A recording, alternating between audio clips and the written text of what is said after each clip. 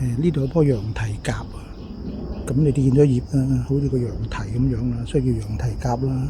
咁樣嗱，認住啲葉喎，但我一路影上去咧，咦？你發覺咧，點解有另一種葉喺度嘅？唔係羊甲咁喎，好似個心心咁樣啊，好似個心心咁樣嘅。呢啲見唔見到啊？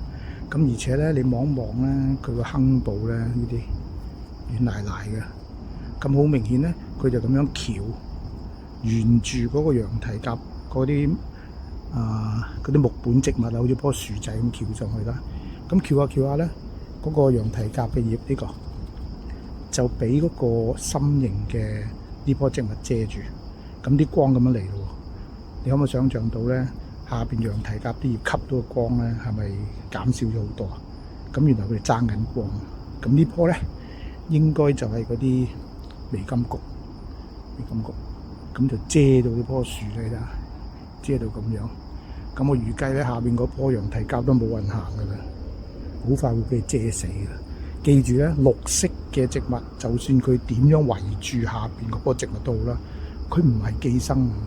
寄生嘅意思係直接喺下邊嗰個所謂宿主嗰度咧就吸養分，佢唔使啊綠色自己識得光合作用，但係光合作用嘅條件咧就一定要夠光先得嘛。